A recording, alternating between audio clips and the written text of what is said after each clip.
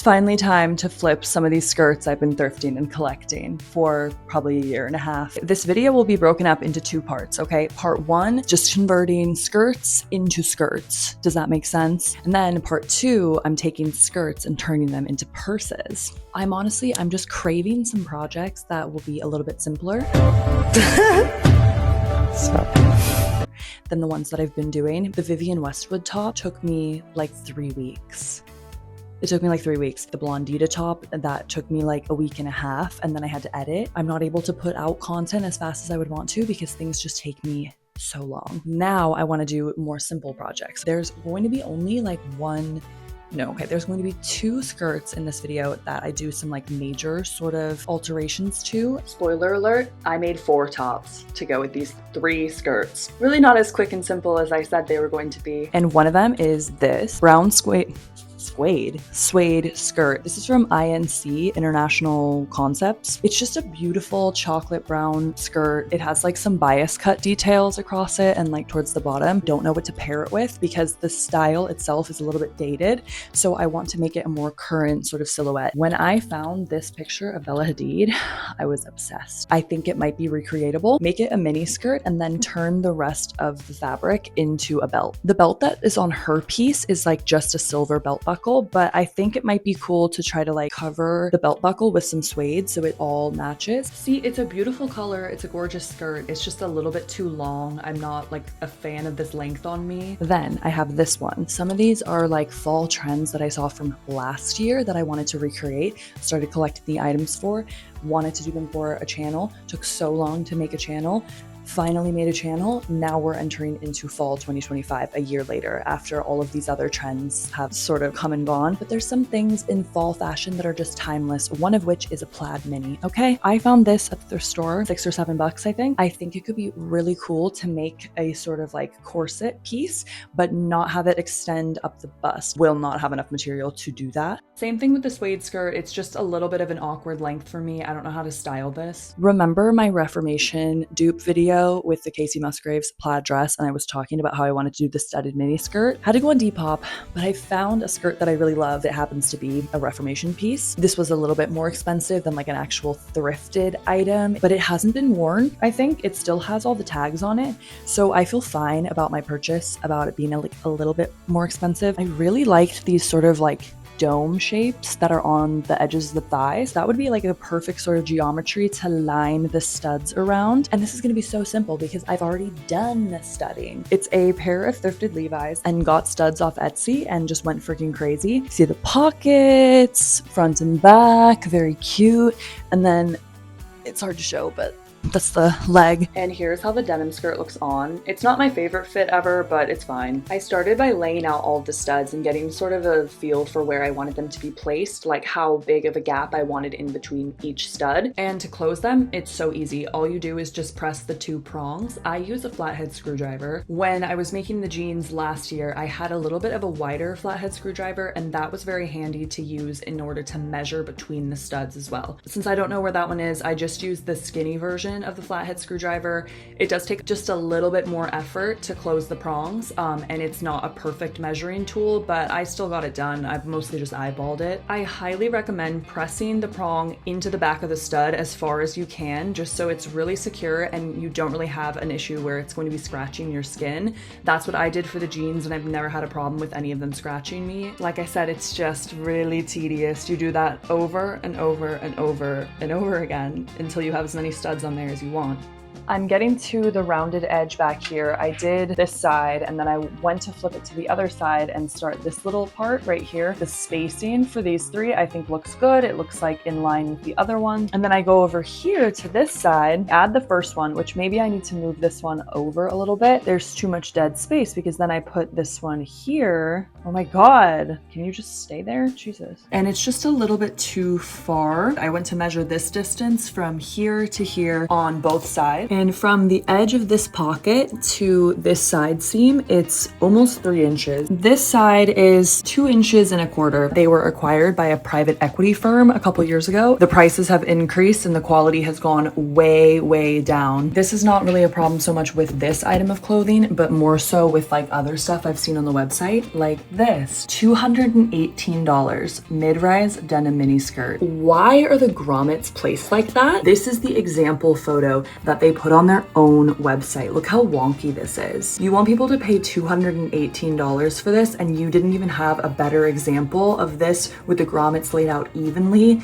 to show on the website to sell it? That is so insane to me. If you find that you need to keep repositioning the stud to get it in the right place, it's totally fine because the denim is very forgiving. The like particular type of weave, you can kind of just take the stud out, rub the fibers, and they'll kind of go back into place. My arm hurt so bad after that, but I was done, so I moved on to the suede mini skirt. The first thing I noticed was that it was a little bit higher waisted than I wanted it to be, and so I thought I would take off this waistband and repurpose that for the belt loops. They were using that piece essentially as like a bias binding to finish the raw edge of the top of the skirt. What I wanted to do was get them right sides together, re-sew a seam at the top, and then flip it around so that the edge of the top of the skirt could be finished. Does that make sense? There was a couple waist darts in the lining that weren't actually stitched together, so I made sure to keep those pinned in place so that they would line up with the darts that were actually sewn into the suede.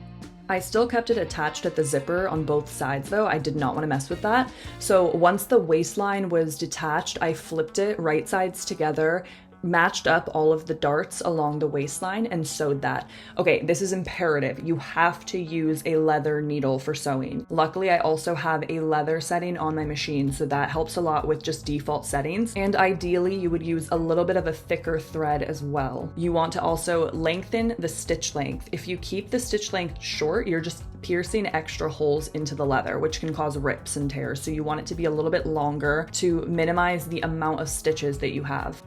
I wasn't originally going to understitch, but I realized that the materials, they have such a different weight and the lining kept coming forward, so I did have to stitch that down. You can still press suede, but you do not want to directly lay the iron onto the suede. It causes it to like warp and shrink, and obviously it can burn, so you want to use like a pressing cloth on top of it between the iron and the suede. I just used a little bit of cotton muslin and that worked. After making the skirt a little bit more low rise, I thought it would hit in a similar point as the skirt I made in the last video, so I used that as a reference for where I wanted to cut it. Because I've been having so much trouble trying to take the chalk marks off of my other projects, I decided to just use washi tape instead. To get off the chalk, normally you have to wet it, and since this is suede, I really don't want to wet this. Then I cut like a 1/4 inch below that line, just all the way around, just in case.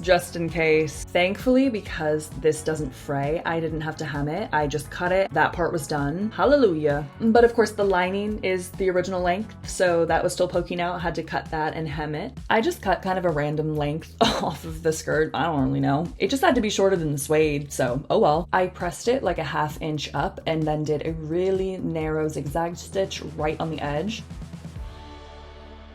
Then cut that off, folding it over as I sewed along just so that I could enclose the frayed edge inside of the stitch. And then I was ready to move on to the belt, which is the most exciting part. The little belt kit comes with this like double-sided sticker. You place the sticker onto the fabric, you cut out the piece, you cut out the little hole in the middle and the little notches where it'll help it fold. I already knew I was going to have problems with this because I've tried to use one of these kits in the past, and even with a lightweight cotton, it was still a bitch to try to fit the back onto the buckle. I knew it wasn't gonna work, but I still tried to manhandle it, squeeze it, bang it with a pair of pliers. I gave it the good old community college try, but I just decided to hand stitch the back of it anyways because you won't see the back. You can't tell how much of a mess it is. I started off using just a regular straight needle, and it was a nightmare to try to pierce the suede and the sticky backing. The needle kept getting stuck, it was getting all gummy, but I also switched to a curved upholstery needle, which helped so much. I used the pliers to press the prong. Wait, prong? Is that, wait, tong. No, it's tong. Wait. With pliers, crimp center bar and close tong over bar. Okay, that's what the instructions say. So that's what I did. Normally the belt making process is like way more involved. You have to do like interfacing, you have to cut like 2 belt pieces. But with this, because there's no frame, you just mark the interior width of the belt buckle, and I just did that along the whole length of the suede and cut that out. I thought all I would have to do for the belt loops is take the waistband and cut it into like 3 or 4 inch pieces and just stitch those together. Once I put it onto the skirt, it was really humongous. I decided to rework my idea. I cut the waistband in half hot dog ways and then just cut smaller segments of that, folded them together. I just did one single fold, stitched them on both sides to secure it, and then stitched those onto the waist. I'm unfortunately not even exaggerating when I say that sewing the belt loops and sewing them onto the skirt took an entire day. I was trying to sew through 4 layers of suede and the machine was just not having it at all. It was fighting me every step of the way. But that was the hard part. All that was left to do was just use a leather punch tool to make a hole for the prong to fit through. The tong, the prong, I can't remember, what is it called again? The tong, the prong?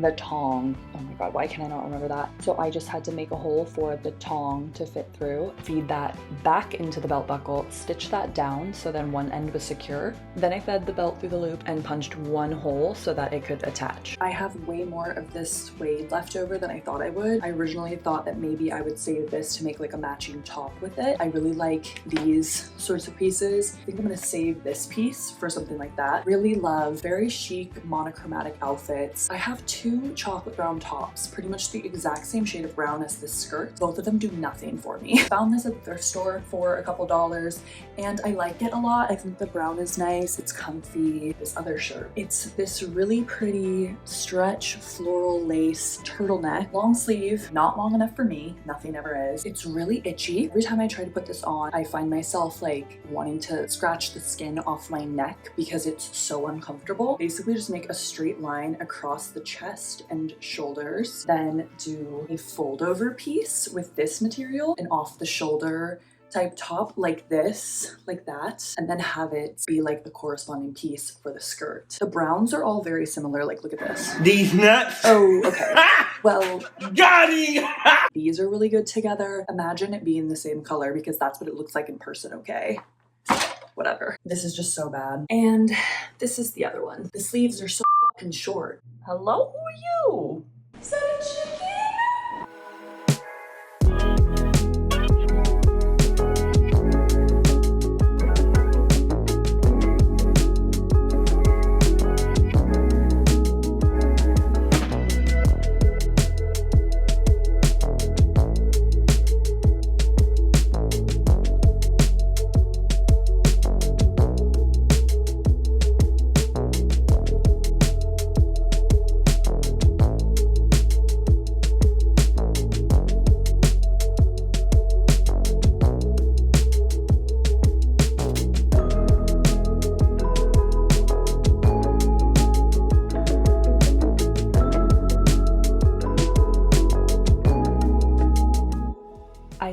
The 2 rectangles together, right sides facing, and stitched both sides so that I had one big like fabric tube. I folded that piece over, matching up the raw edges. I made sure that the serged edges were sandwiched inside. Then I placed that piece inside the shirt, matching up the open-ended raw edges to the raw edge of the lace, and attached those pieces using the serger. Here are the serger settings that I used for this stitch. I pushed that seam towards the cotton fold over piece and then stitched it down with a zigzag stitch to make sure that it laid flat underneath. I discovered my favorite little sleeve lengthening hack in the last video when I made the ruffled stripe button up. I took the top of one of the sleeves and inverted it and made that the bottom of the sleeve to make sort of like a flared cuff. I did not keep the rounded shape of the top of the shoulder this time around. I did cut it into a triangle so that the little lettuce hem could come to a point. I laid the sleeve right sides together and sewed up the side seam, cut the sleeve cuff, turned it inside out, stuck the lace sleeve through that. Then unfortunately I did trim off the little scalloped edge. I just couldn't integrate it into this design and it was more important for me to lengthen the sleeve. I took it to the sewing machine and used my walking foot, but it is a little bit hard because that thing has a big fat ass on the back. And that was the last step for that piece.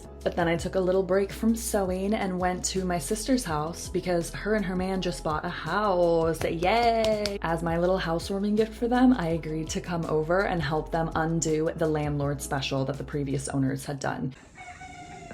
Bro!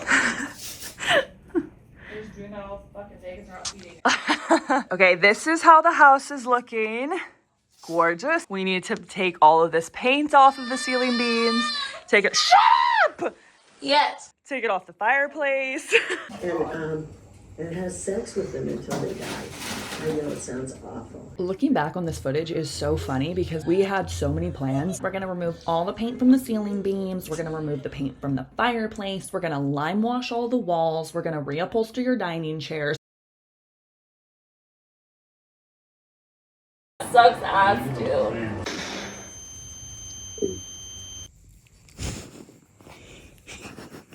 Hi.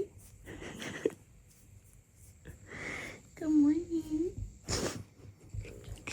All of that citrus goop sat overnight, eating away at the paint. At this point, the gravity of our situation was starting to set in because what do you mean we only did 4 beams and we have 8 more left? And when we started scraping, we quickly realized we were going to have to do a second layer of citrus strip on both the fireplace and the beams. Okay, yeah. Oh my god. Yeah! Oh. Whoa. Oh my god. That's Women so in fun. STEM. Demon in STEM. Oh, who wants to go to Home Depot for more supplies? Me! And this is how it was looking. Looks really good. We removed the electric fireplace insert as well because they weren't gonna keep it, and we had to remove the white paint that they put inside the fireplace. Like, why? The tail wagging like that. Oh my god, my Shayla, my Shayla. Yeah, we bit off a little bit more than we could chew, meaning we ate and left many, many crumbs. Thankfully, I have a future brother-in-law who's very handy, and he basically told Michelle and I that we didn't have to do any more work, and he was going to finish the beams on his own by using an angle grinder. So thank God for him. Then it was finally time to get all of the floors in the entire house replaced. So we had to leave. My sister took Dolly to go stay at my mom and grandma's, and I went home because I have lots of sewing to do. But here's a little update on the house. The ceiling beams still need to be done, but the new floors look so much better. It's like a night and day difference. My next victim was the plaid skirt. So the first thing I did was just put it on and mark with chalk how short I wanted it to be. But it was kind of like Nick from Love is Blind, sneakily not straight. I'm a size queen. See, I don't understand because I draw this line out on my body. It looks relatively straight. I put it on here and that's so wonky. Like, what the hell is going on? I decided to take a leap of faith and just cut where that line was and hope for the best and hope it looked straight on my body.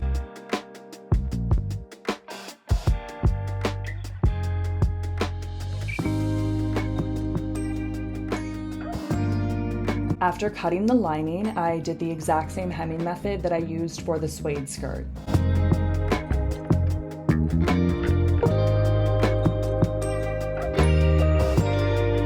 The original hem on this piece was a serged bottom that had been folded and secured with an invisible slip stitch. So I wanted to recreate that same finish. So I just did an overlocking stitch on my machine, folded it up a 1/2 inch, pressed that, and then did the invisible slip stitch.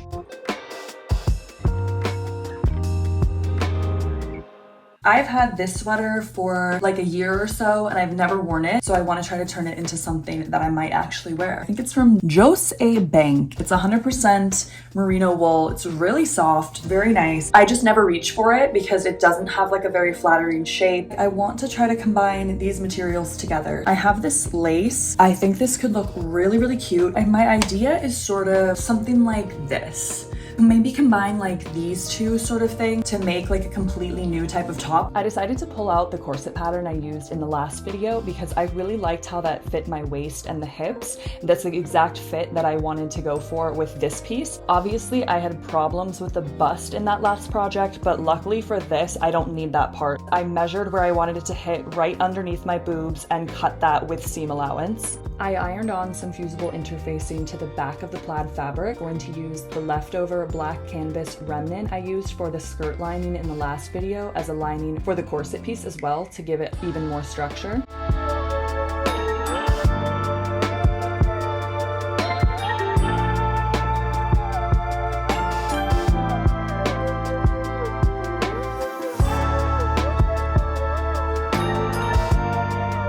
Once all of those pieces were ironed and cut, I sewed all of the panels together. Before I could attach the main fabric and the lining together, I had to press open all of the seams and add the lace in between each panel on the main bodice. I basted the lace trim onto each seam because I wanted to make sure it was centered and as straight as possible. Then I took it to the machine and stitched down each side with a top stitch.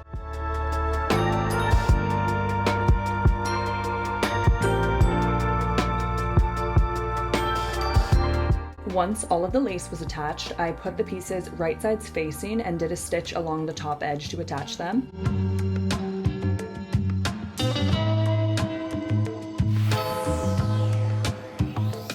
Ironed the seam allowance towards the lining, and of course I understitched because it's not a good quality product if you don't understitch. After that was done, I put them right sides facing again, matching up the bottom seams where I sewed along that edge. Then I had a fabric tube, so I turned that inside out. The only open edges were on either end where the zippers were going to go. I marked how long I needed the zipper to be and just decided to hand stitch the zipper stops at the top because I could not get these stoppers off in order to repurpose them and shorten the zipper. So I just thought, okay, cut it and just hand stitch a bunch of threads on it. It's fine. This is a separating nylon coil zipper, not an invisible zipper, so it is sort of meant to be seen. I wanted to minimize that as much as possible, so I tried a different method for the zipper. I sewed the two side seams together, then pressed that seam open, laid the zipper facing down, basted that together, and then separated it so that it would be even on both sides. I was getting incredibly intimidated by the prospect of having to sew knit materials / sweater materials because I've never done that before. So I wanted to give myself a little practice run by dismantling another sweater vest that I never wear so I could test out different stitches, practice with the twin needle. I just copied the pattern from this halter neck top that I already have that I really like the fit of and just laid that on both sides of the sweater vest, cut the pieces out. To join the pieces at the waist, I just used a regular ballpoint jersey needle to do a narrow zigzag stitch. Wow, I actually said it that time. Can you believe it? I serged all around the neckline and at the bottom edge of the halter top. Then I folded all of those edges a ½ inch, leaving the very top of the neckline unfolded. For the other parts where I was actually hemming the edges and finishing them, I used a twin needle, consistently using my Dr. Miami BBL walking foot the entire time. To create the little tie channel for the top of the halter, all I did was just fold the very top of the neckline, leaving about a ½ inch for the tie to fit through. It did the first stitch and then it freaking broke. In the arms of an angel, fly away from here. Thankfully, I didn't need a twin needle to work on the bias tape. I just took the ribbed parts from the bottom of the sweater and the armpits and connected them together like they were bias tape, then stitched the whole length down with just a narrow zigzag stitch.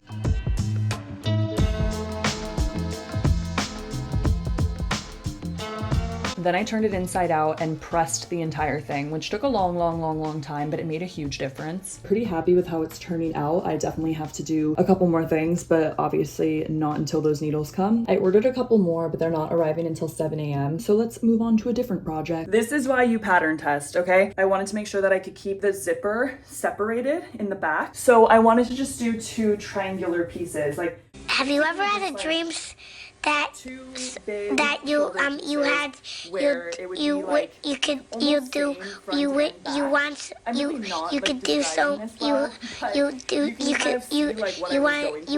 him to do you so much you could do anything? Big improvement in the shaping, but still work to be done.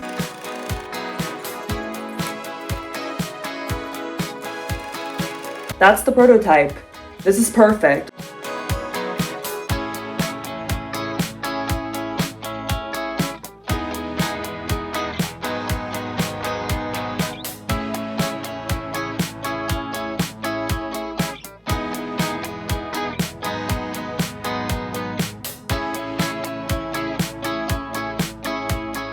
I joined both pieces front and back at the shoulder seam.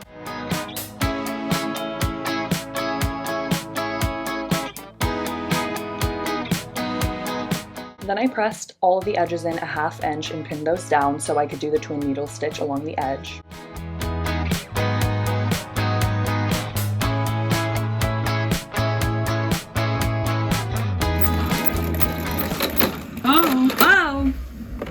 Oh my god. This stupid bitch up here. You looking at me?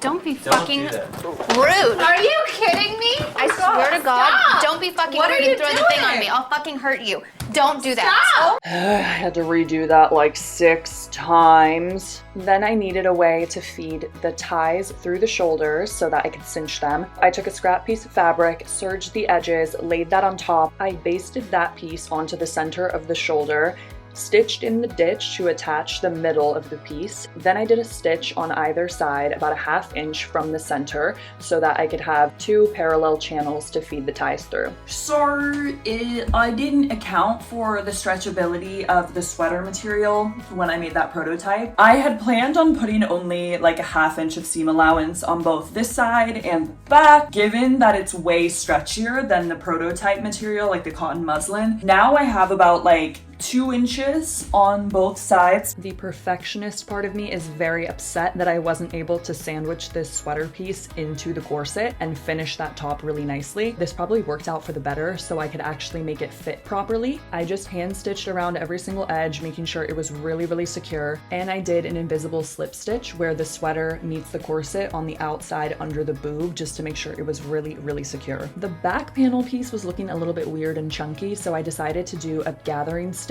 by hand, and that really helped the shaping, I think. The back straps were too close to the zipper. I took the leftover pieces of the plaid fabric. I made bias tape.